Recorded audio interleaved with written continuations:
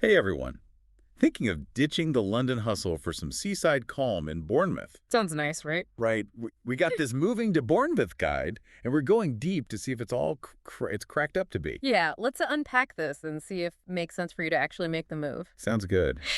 Well, the guide starts off painting this picture of Bournemouth life, 7 miles of award-winning beaches, fresh air. Yeah, that fresh air bit sounds pretty tempting. Seriously, who wouldn't want to swap the tube for some, like, seaside air? And it's not just about feeling good. There's actually science behind it. Oh, really? Yeah, this thing called the Blue Health Project, it was a huge research project in Europe. Okay. They found that people who live near the coast, they say they feel much better mentally, like way happier. It's not just a change of scenery. It could actually be good for you.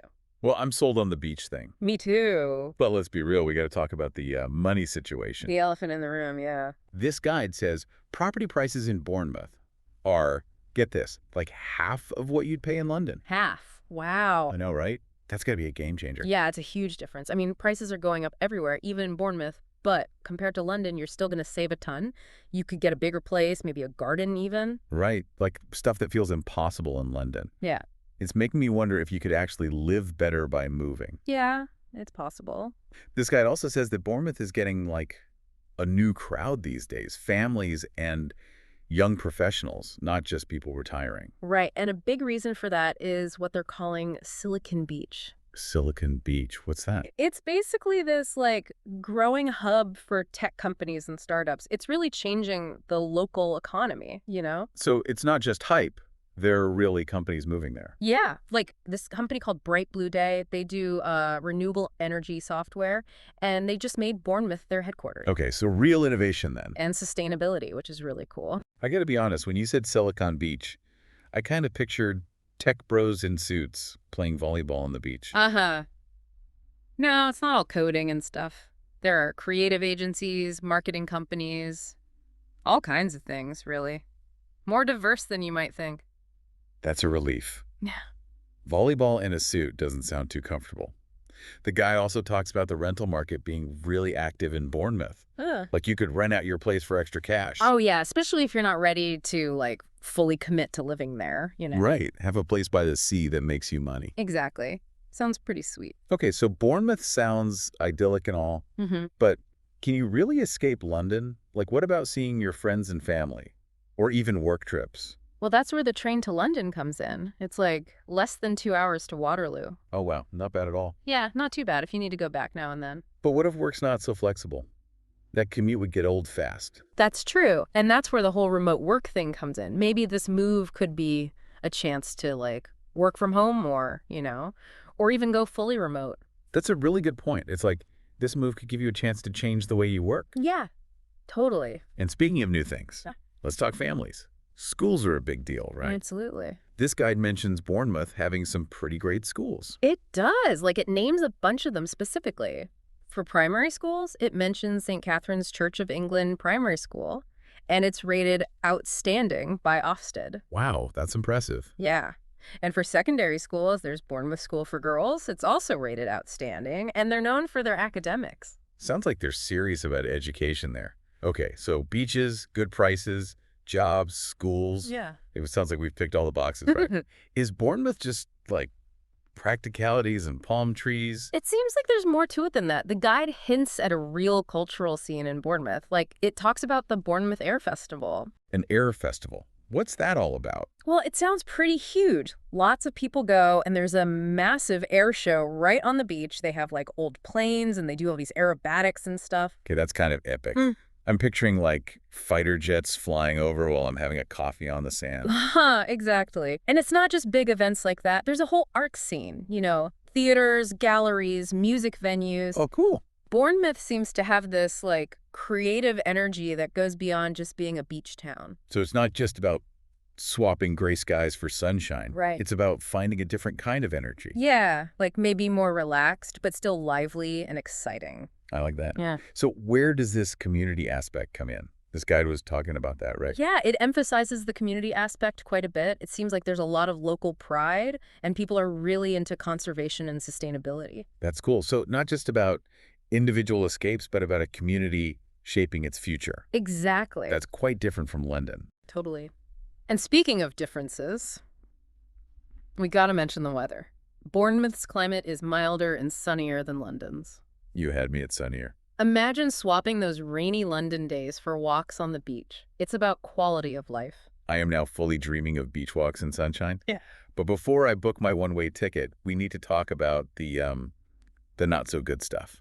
Yeah, is it all sunshine and roses? Exactly. Yeah. What are we missing here? What should we be looking out for? It's easy to get caught up in the, Bournemouth dream. Right. But like any place, it's got to have its downsides too, right? Yeah, no place is perfect, you're telling me. Yeah. So spill the beans. What don't they put in those fancy brochures? What should we actually be aware of? Well, one thing that kind of jumps out from this guide is how seasonal the tourism industry is. Oh, right, yeah. It's a huge part of the local economy, but it also means that some jobs, some businesses, they really rely on all those tourists during the busy times of year. So if I'm thinking about a long-term career in Bournemouth, Yeah. that's something to think about, I guess. Yeah.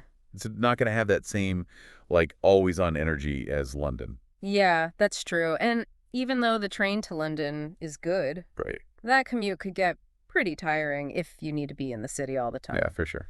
And, even with all this remote work stuff these days, Yeah, some industries just haven't, fully embraced it. you're right. It's a tough one, weighing up the pros and cons. Totally. This guide, it doesn't really talk about the social scene much. It mentions a few events, but Right. Yeah. London has tons of options for meeting people, doing new stuff. Yeah. What about Bournemouth?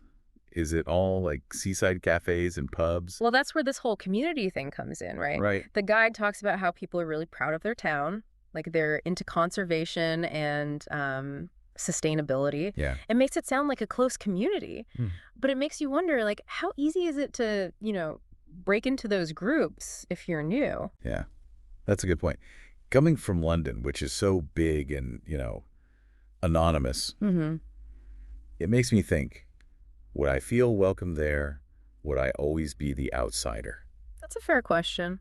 Maybe it's worth checking out some, online forums or social media groups for Bournemouth. Oh, yeah, good idea. Or even talking to a relocation consultant. They talk to people who've actually moved. They might have some insight. That's a smart move, getting the real story from people who've been there. Exactly. Okay, let's get back to something more concrete.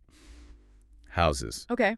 We talked about affordability. Yeah. But what types of places can you actually find in Bournemouth? Is it all seaside mansions and those cute little cottages? The guide mentions there's a decent range, actually. Okay. From, modern apartments to big family houses. Nice. But remember that affordable is different for everyone. Even though it's cheaper than London, Bournemouth is still a popular place. There's going to be competition for the, really nice places. You might still end up in a bidding war. Okay, so maybe no beachfront mansion for a steal then. Probably not. But at least those bidding wars might be less intense than in London. Yeah, that's true.